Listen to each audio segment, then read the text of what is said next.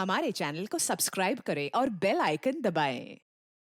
हाय, मैं हूं शिवाजी साटम और आप मुझे एसीपी प्रद्युमन के नाम से जानते हैं। For more episodes of CID, subscribe to live crime and hit the bell icon.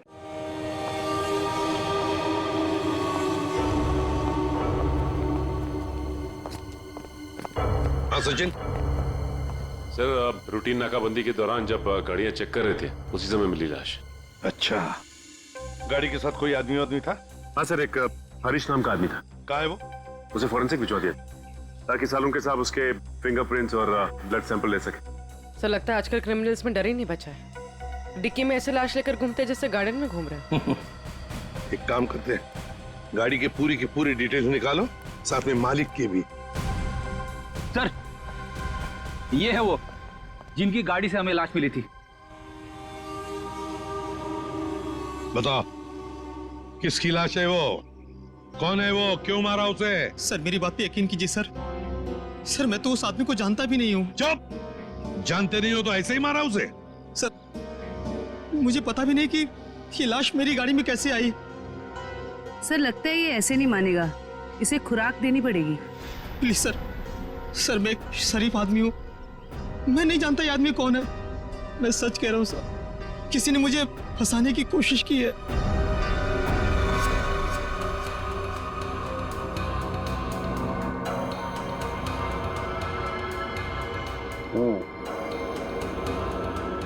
इसका बॉडी टेम्परेचर के हिसाब से तो तारिका इस आदमी की मौत 6 से 8 घंटे पहले हुई। 6 से?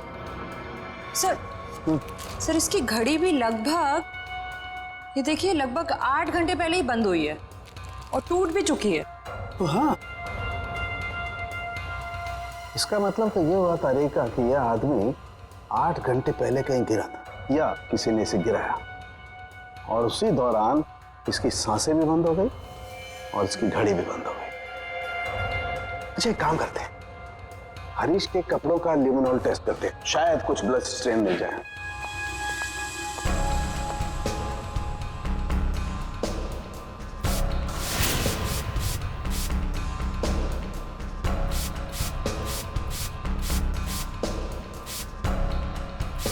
एक मिनट, ठीक है।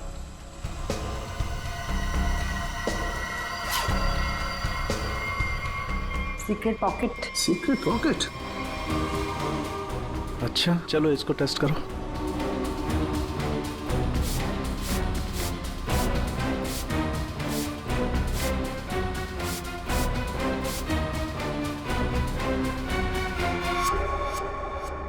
सर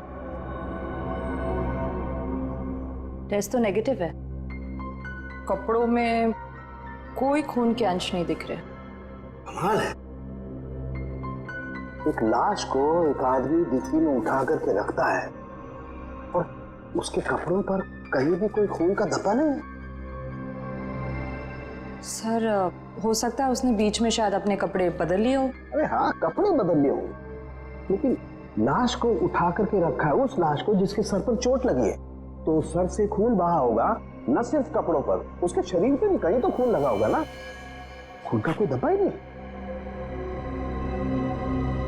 एक बार फिर से चेक करते हैं, चक्कर क्या है।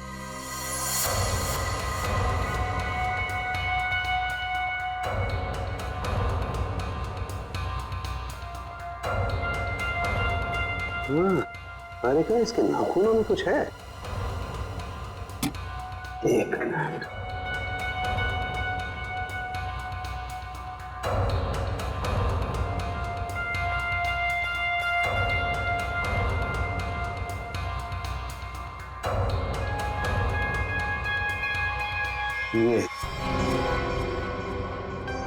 यही हमारा सुराग है।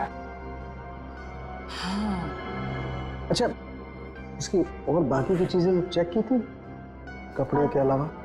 हाँ सर, बस जूतों में से थोड़ी मिट्टी मिली है। मिट्टी मिली है? हाँ दिखाती हूँ।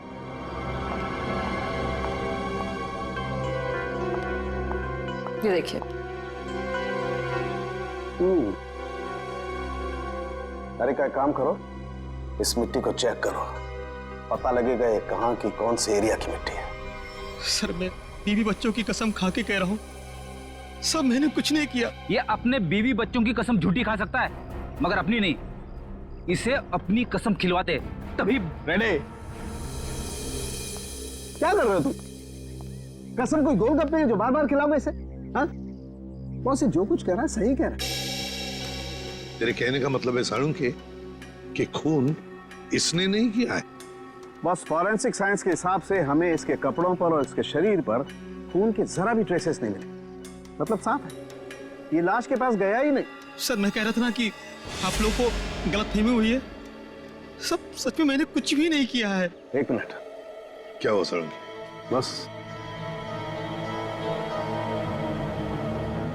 बॉस ये देखो, यहां पर से पेंट खुरचा गया है और यही पेंट मुझे लाश के नाखूनों में मिला है।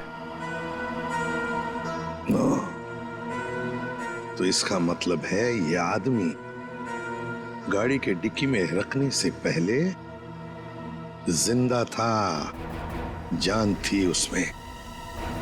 डिक्की में रखने के बाद अपनी जान बचाने के लिए बाहर निकलने के लिए हाथ पर झाड़े होंगे, तब वो खरोंचे आ गई। सर मैं सच कह रहा हूँ सर, चाहे आप मुझे फांसी पर चढ़ाते लेकिन मैं मरते दम तक यही कहता रहूंगा सर। सर मैंने कुछ भी नहीं किया सर, कुछ नहीं किया सर। सचिन, ले जाओ इसे। सर पूरी, मरने वाले आदमी के बारे में क्या पता चला? सर कुछ नहीं। उसकी जेब में से जो फोन मिल रहा उससे तो कुछ पता चला होगा। फोन बुक खाली है सर, कुछ भी नहीं है उसमें। सर उसके कॉल रिकॉर्ड की लिस्ट मंगवाई है। गुड, उससे पता चल जाएगा कि आदमी कहां कहां गया था, किस किस नंबर पर फोन किया था, सब कुछ पता चल जाएगा। सर जूतों में मिली मिट्टी की रिपोर्ट आ गई है। अच्छा, तो क्या कहती है रिपोर्ट? पायरंथ्रम के अंश मिले मिट्टी में से। What? मिट्टी में से पायरंथ्रम के अंश मिले हैं? पायरंथ्रम? पायरंथ्रम तो एक पेस्टिसाइड होता है जो अक्सर लोग गार्डन में पौधों को सड़ने से बचाने के लिए इस्तेमाल करते हैं या फिर छोटे मोटे कीड़े मकोड़ों को मारने के लिए इस्तेमाल करते हैं। तारिका, सर उस हरीश की रिपोर्ट भी आ गई है। अच्छा, गुड गुड। दिखाती हूँ। क्या बोलती है रिपोर्ट? विश्वास नहीं होगा आपको।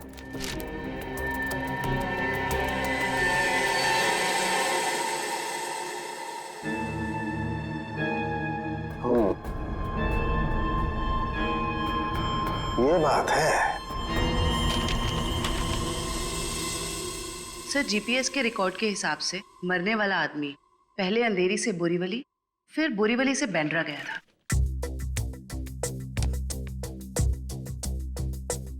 अंधेरी से ये गया बोरीवली और फिर बोरीवली से आया बैंड्रा। इस आदमी की मौत 8 घंटे पहले हुई है।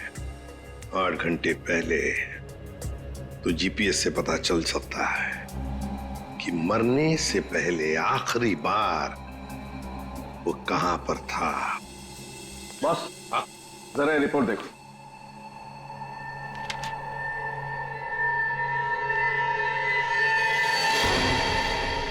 क्या ये बात है? फ्रेडी, ले आओ इसे बाहर।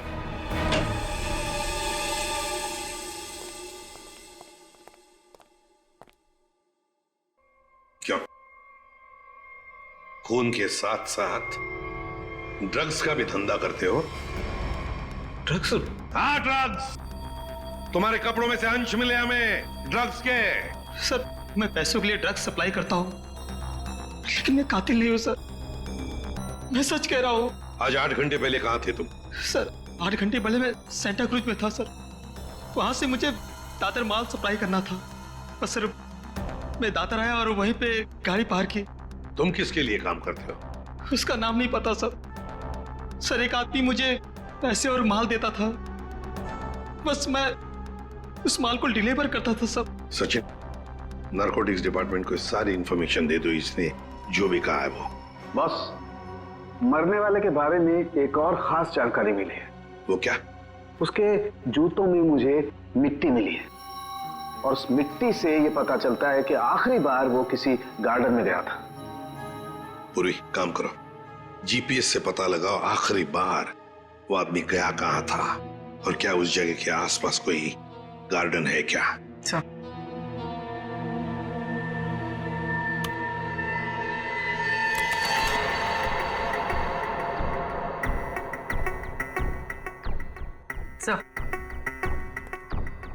सर ये आदमी शहर के बाहर एक रेजिडेंशियल एरिया है जगनवाड़ी, वहां पर गया था।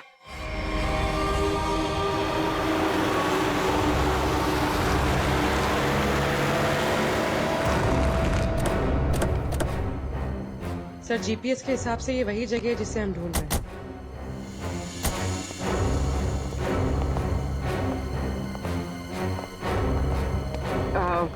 सुनिए, आप जानती हैं इसे? हाँ, ये तो सुरेश है, हमारे पड़ोस में रहता है, वो रहा उसका घर। पर आप लोग कौन है? देखिए हम लोग सीआईडी से हैं। बात यह है कि हमें सुरेश की लाश मिली है, मौत हुई है उसकी। बड़ा अच्छा आदमी था, इतने बड़े घर में अकेले रहता था, बड़ा मेहनती था और अपना बिजनेस अच्छे से संभालता था। ऐसी कोई और बात आप बता सकते हैं जिससे हम उसके बारे में कुछ और जान सकें? हाँ, वो विदेश यात्रा के लिए निकल जाया करता था और महीने के 15-20 दिन गायब रहता था। चलो उसका घर चेक करते हैं।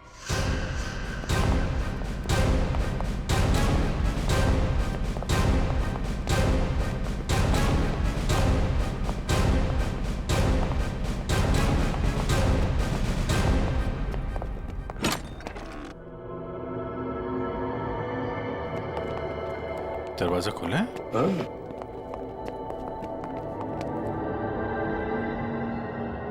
सामान तो पूरा बिखरा हुआ है। लगता है कुछ ढूंढने की कोशिश की गई है। सर शायद खून ही होगा जिसे सुरेश से कुछ चाहिए होगा। और सुरेश ने देने से इनकार कर दिया। और नहीं मिला तो उसने शायद सुरेश को मार डाला। अच्छी तरह से घर की तलाशी लो, देखो कुछ मिलता है क्या।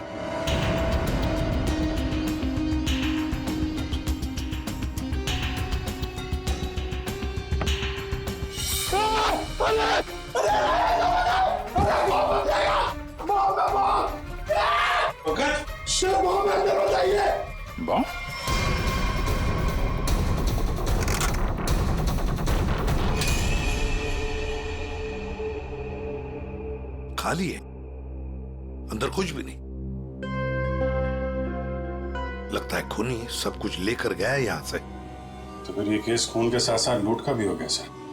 और ये लूट पिछले 8 घंटे में हुई है, सुरेश के मरने के बाद। काम करो, जाके सारी फिंगरप्रिंट उठाओ, एक एक फिंगरप्रिंट है।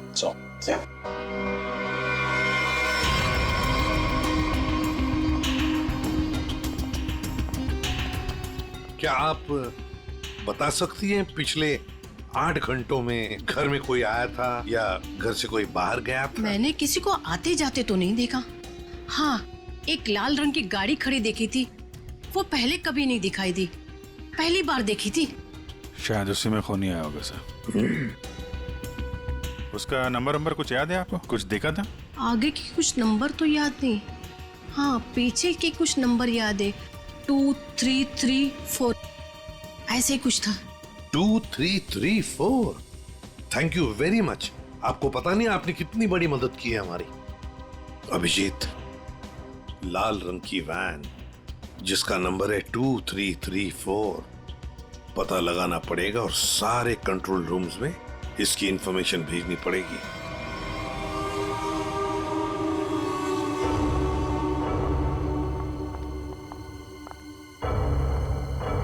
Yes ma'am. Yes ma'am, may I help you? मैं आपकी क्या सेवा कर सकता हूँ? वैसे तो आप बहुत कुछ कर सकते हैं, लेकिन अभी फिलहाल सिर्फ पता बता दीजिए। या ये मेरा कार्ड है और you call me any time, इसमें मेरा एड्रेस भी है। Very funny. हमें आपका पता नहीं, हमें मिस्टर विनोद का पता चाहिए। किस रूम में है वो? एक्चुअली मिस्टर विनोद ना एक्सक्यूज मी, घबराइए मत। एक्चुअली मिस्टर विनोद ने ही हमें यहाँ बुलाया है। सॉरी, मुझे आपकी बात पर पूरा भरोसा है, लेकिन मुझे मिस्टर विनोद से एक बार पूछना पड़ेगा क्योंकि वो हमारे स्पेशल गेस्ट हैं। सरिता, मिस्टर विनोद से कहिए कि उनसे बहुत खूबसूरत लड़कियां मिलने आई हैं। Yes sir.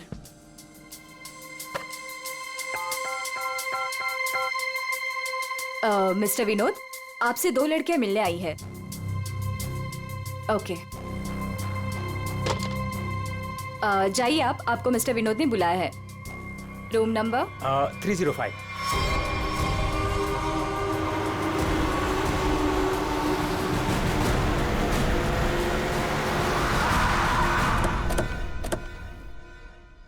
सर, उस लाल गाड़ी के मालिक का पता चल गया है।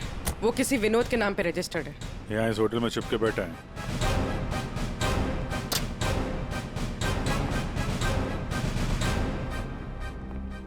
Yes sir. भाई साहब, आपके यहाँ कोई विनोद नाम का आदमी ठहरा है क्या? सॉरी सर, हम अपने रिस्पेक्टेड गेस्ट के बारे में कुछ नहीं बता सकते। नहीं देते ही अच्छी बात है, लेकिन हम लोग सीआईडी से हैं। सीआईडी से?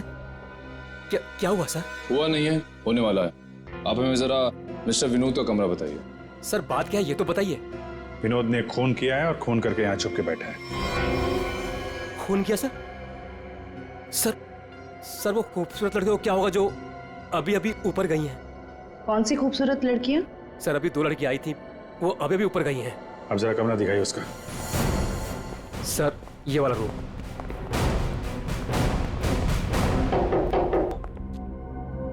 मिस्टर विनोद,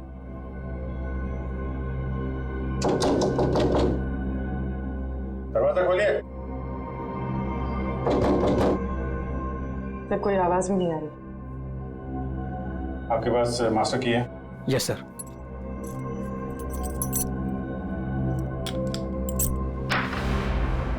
विनोद,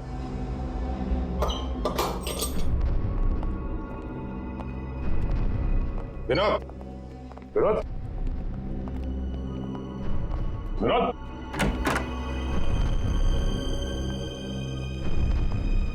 यहाँ कमरे में तो कोई भी नहीं है। तुम तो कह रहे थे कि 2 लड़कियां मिलने आई थी, यहाँ तो कोई भी नहीं है। पता नहीं सर, हमने इसी कमरे में फोन करके पूछा था विनोद जी से, तभी लड़कियों को भेजा था यहाँ पर। फिर अचानक से गायब कहाँ से हो? ये तो कोई प्लानिंग लगती है। तुमने विनोद को होटल से बाहर जाते हुए देखा है? नहीं सर, मैं पूरे टाइम रिसेप्शन पर था और मैंने जाते हुए उन्हें नहीं देखा।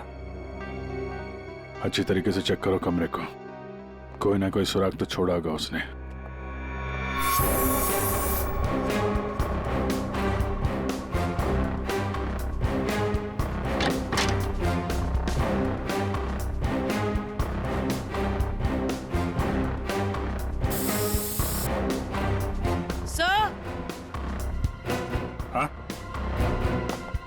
सर ये खून के निशान है।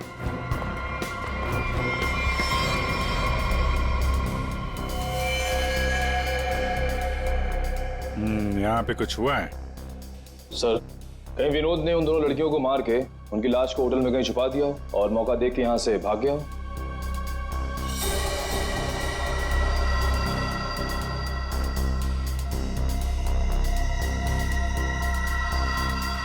लाल रंग का धागा, ये तो किसी कपड़े का रेशा लगता है। सर कहीं ये किसी शर्ट या जैकेट का धागा तो नहीं? हो सकता है, जरा मैग्नीफाइंग ग्लास देना। सर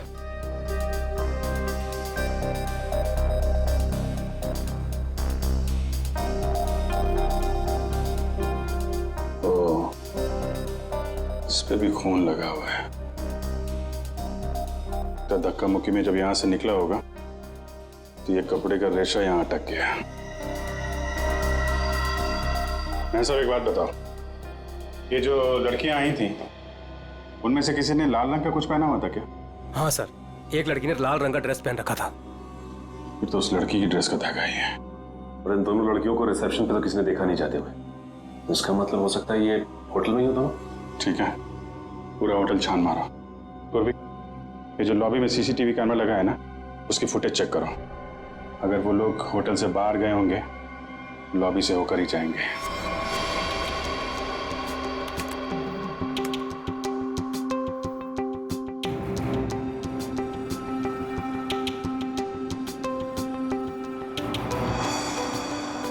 सर, यही दोनों लड़कियां थी जो विनोद जी से मिलने आई थी।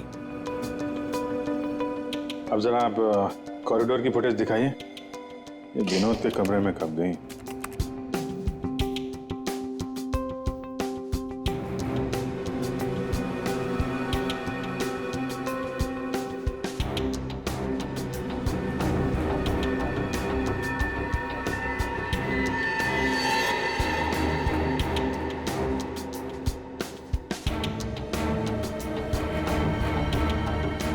ये लोग अंदर तो नहीं थी। अच्छा फॉरवर्ड करो, बाहर कब आई?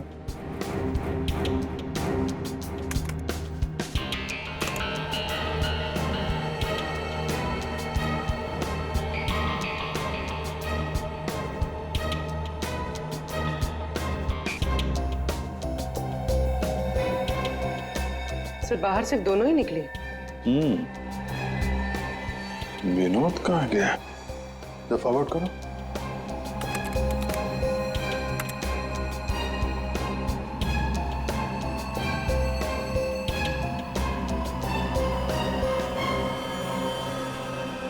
तो विनोद कहाँ गया? सर रूम में भी नहीं था और बाहर भी नहीं निकला।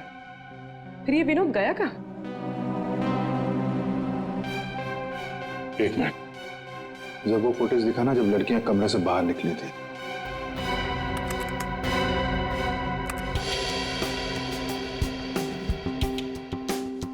स्टॉप। सूटकेस देखा?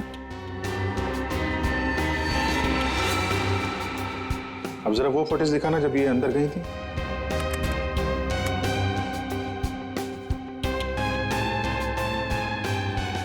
या स्टॉप स्टॉप, देखो जब कमरे के अंदर जा रही थी तब सूटकेस नहीं है, और जब बाहर निकली तो इतना बड़ा सूटकेस। कहीं ये विनोद सूटकेस के अंदर तो नहीं? सूटकेस में विनोद? हाँ, मार के अंदर डाल दिया हो। अब जरा एग्जिट की फुटेज दिखाइए। इन दोनों लड़कियों ने होटल कब छोड़ा? सर ये तो एक ही औरत बाहर जाते हुए दिख रही है, दूसरी औरत कहाँ गई? दूसरी कहाँ है? फॉरवर्ड करो।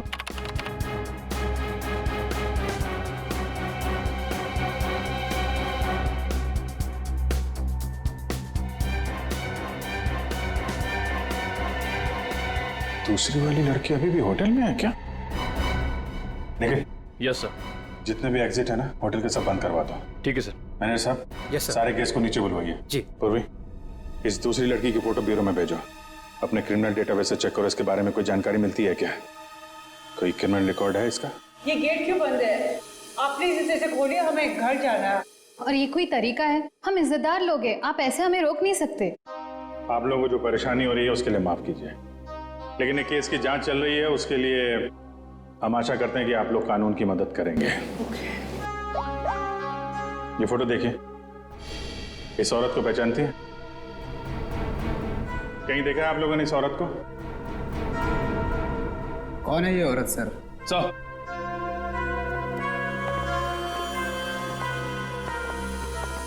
सर पूरा होटल सील कर दिया है, अभी यहाँ से कोई बाहर नहीं जा सकता। साथ ही साथ उस लड़की के बारे में पूरी छानबीन की, लेकिन कुछ पता नहीं चला उसके बारे में। लड़की अगर मिली नहीं है तो फिर यहीं कहीं होगी। मैं साहब, कोई और दरवाजा है जहां से होटल से बाहर जा सकते हैं? सर यहाँ पे कोई खुफिया रास्ता तो नहीं है, लेकिन पार्टी हॉल में एक दरवाजा है जहां से बाहर जा सकते हैं, लेकिन वहां पे तो पार्टी चल रही थी। अरे पार्टी चल रही थी, बाहर तो जा सकते हैं ना। तुम फोटोग्राफर इधर आओ। यस। तुम पार्टी में थे? हाँ सर। फोटो खींची? यस। कैमरा दो।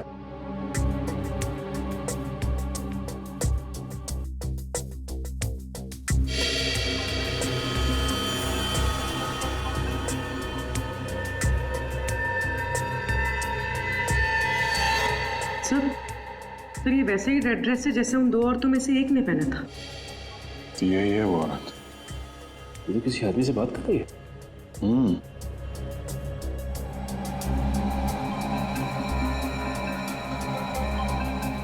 एक मिनट, आप जिस औरत से बात कर रहे थे उसको जानते हैं? कौन सी औरत? ये औरत। मैं इसे नहीं जानता। कोई बात नहीं, हम लोग पता लगा लेंगे। पार्टी कहाँ चल रही थी? सर उस तरफ।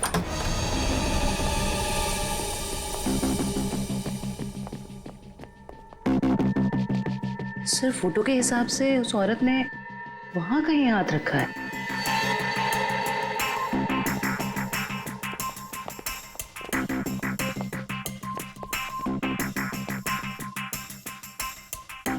यहाँ पे प्रिंट तो दिखाई दे रहा है। यहाँ पे हाथ रखा, पास में दरवाजा है, यहीं से निकल गई होगी। उठाओ इस प्रिंट को।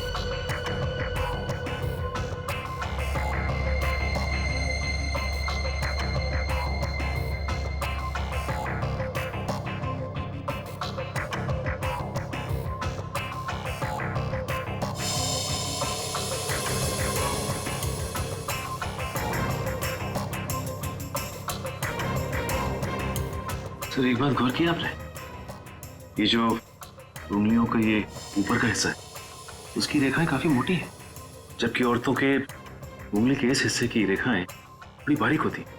इसमें ऐसा नहीं है। ये रेखाएं तो मोटी है, मतलब मर्द की रेखा है। लेकिन ये जो रेखाओं के हिसाब से जिसे हम ढूंढ रहे हैं, फिर तो वो कोई औरत नहीं है, कोई मर्द है। सर कैसी बात कर रहे हैं सर? मैंने उन दोनों को नजदीक से देखा था और बड़े गौर से देखा था। वो दोनों लड़कियां थी। मेरे साहब, साइंस और टेक्नोलॉजी झूठ नहीं हो सकती है। वो जो दूसरी औरत आपके होटल में आई थी वो एक मर्द है। सर शायद इसलिए हमारे डेटाबेस में उस लड़की की कोई पहचान नहीं मिली। लेकिन इस फिंगरप्रिंट से उस मर्द की पहचान हो सकती है। जयवंती, ये फिंगरप्रिंट्स डॉक्टर सालुंके की लैब में भेजो। Yes sir. इसमें पसीने के डीएनए भी होंगे, उससे उस आदमी के बारे में सारी जानकारी मिल सकती है।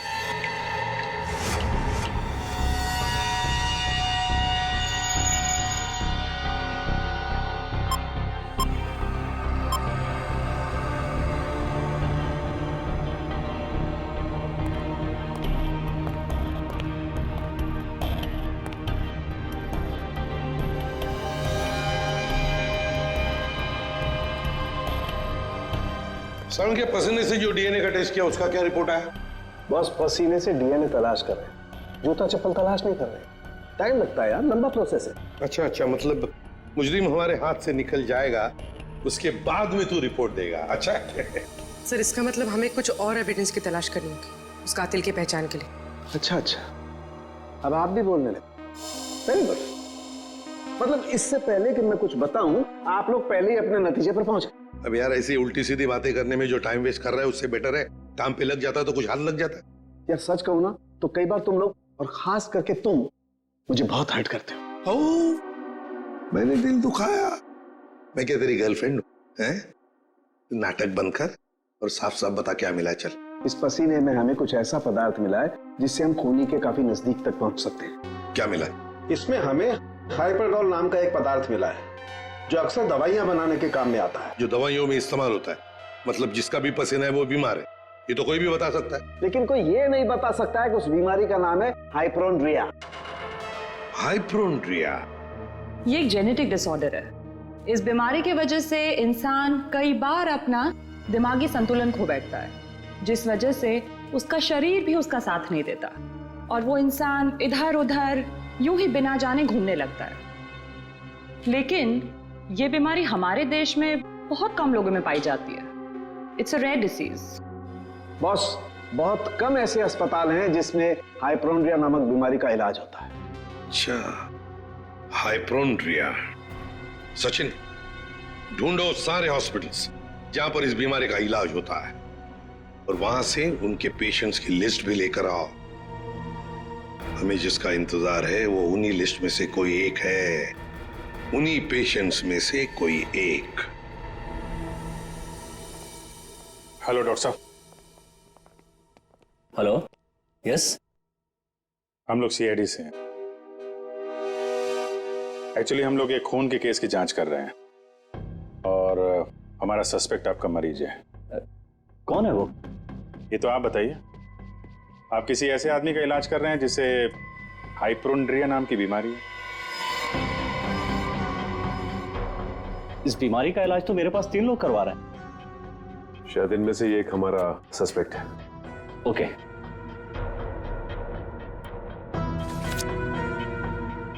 ये रही वो file. Thank you doctor.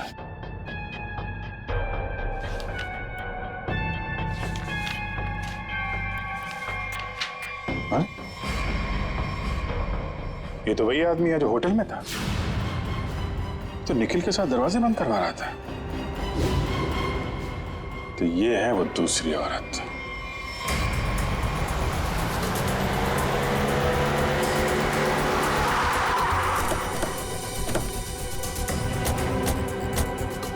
Excuse me manager साहब, वो वेटर कहाँ जो निखिल के साथ दरवाजा बंद करने गया था? क्यों सर, क्या हुआ? सवाल मत करो, जवाब दो, मेरे पास टाइम बहुत कम है। सर वो तो घर चला गया, उसकी शिफ्ट खत्म हो गई थी ना। वो वैसे रेस्ट रूम में रहता था, आज वो जल्दी चला गया, कुछ हड़बड़ी में था सर। मुझे मालूम है क्यों हड़बड़ी में था वो रेस्ट रूम कहाँ है? सर होटल के पीछे। जयवंती, निखिल जरा देखो रेस्ट रूम में जो मिलता है लेके आओ।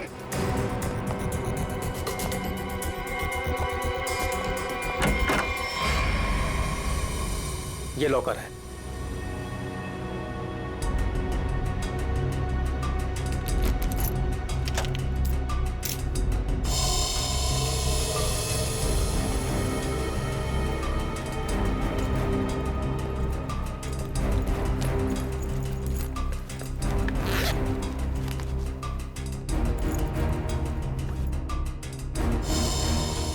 काफी चालाक है, फोन इसमें रख के गया ताकि हम उसे ट्रेस न कर सके। सर ये बैग और ये मोबाइल फोन मिला है। बैग में और कुछ है? नहीं सर। लगता है वेटर बड़ी जल्दी में था, अपना सारा सामान यही भूल के चला गया। फोन लॉक है, इस फोन को अनलॉक करवाओ, इसके अंदर जितनी फोटोज हैं, वीडियोज है, कॉल लिस्ट सब छान मारो।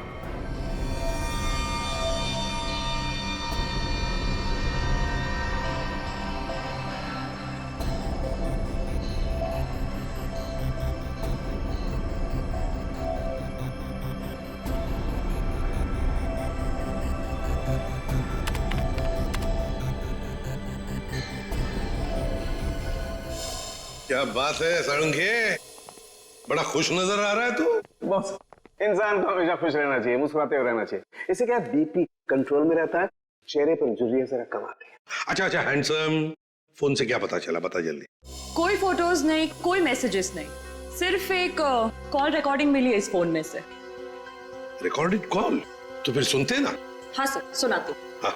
अच्छा बॉस, ये हमें होटल में से जो वेटर का बैग मिला था, इस पे मुझे ये काई मिली, एल्गी, जिसे सीवीड कहते, वो। सीवीड, समुद्री खाई? सर। हाँ।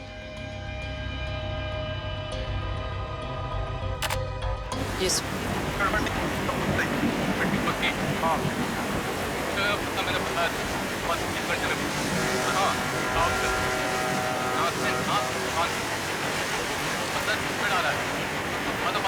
ये क्या हिब्रू भाषा में बात कर रही है?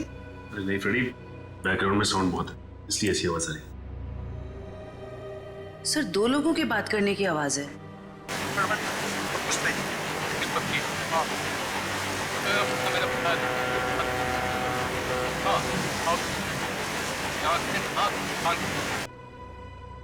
तारिका, जरा और क्लियर कर सकती हो क्या आवाज? हाँ सर।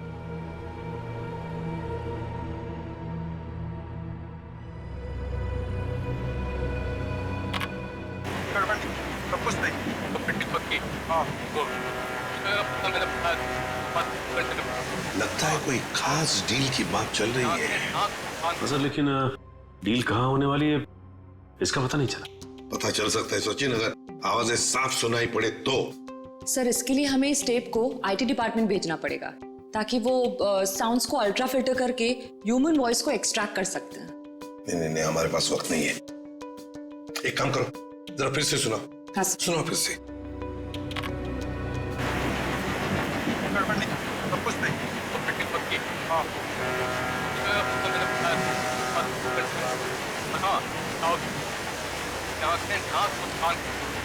सर ये तो किसी पानी के जहाज के सायरन की आवाज है। जयवंती, फॉग हॉर्न का आवाज है ये, फॉग हॉर्न। अक्सर जब फॉग होता है ना, कोहरा होता है, तब ये सायरन बजाया जाता है बाकी जहाजों को सतर्क करने के लिए। सर मतलब जहाँ ये कॉल रिकॉर्ड हुआ है वो जगह बंदरगाह के पास है? बिल्कुल, जल्दी से जल्दी ये जगह ढूंढनी चाहिए, पहुंचना चाहिए हमें, इससे पहले कि ये डील हो जाए। Let's go.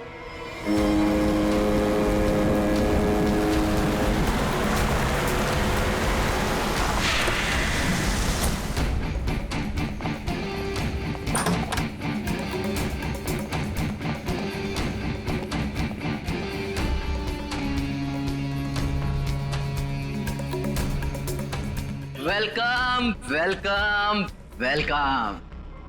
कहाँ है तुम्हारा बॉस?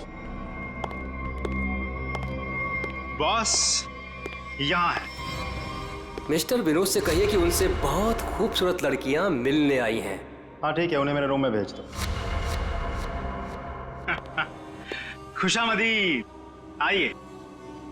वादे के अनुसार मैंने आप लोगों को हीरो के सैंपल्स तो भेज ही दिया था, आप लोगों ने देख भी लिया होगा। हाँ, पर हमें डीलिंग के लिए पार्टी में मिलना था, वो वादा तो आपने पूरा नहीं किया। क्या होता है ना, कभी कभी एक वादा पूरा करने के लिए बाकी कई वादे तोड़ने पड़ते हैं, और मैंने भी वही किया। खैर, हमें तो अपने हीरो से मतलब है, और वो हमें आपसे मिले तो हमें कोई परेशानी नहीं। अब जरा उन कीमती हीरो के कीमत के दर्शन हो जाता तो बहुत अच्छा होता। पूरे 5 करोड़ हैं। अब आप भी हीरो के दर्शन दिखा दीजिए। फैंटास्टिक।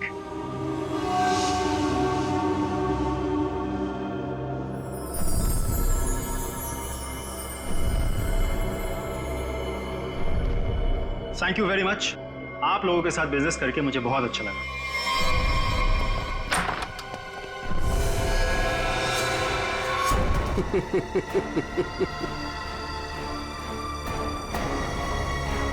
ए ला, बैग मुझे दे।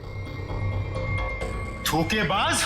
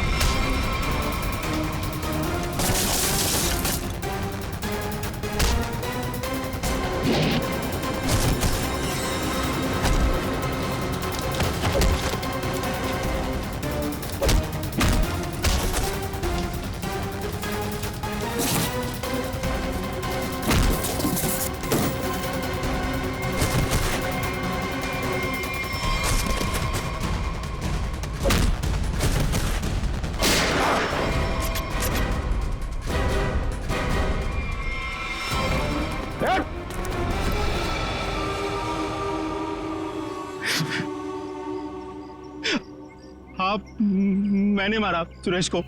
क्यों? क्यों मारा? हीरो के लिए। हीरो के लिए? हमें पता चल गया था कि सुरेश विदेश से हीरा स्मगल करता है।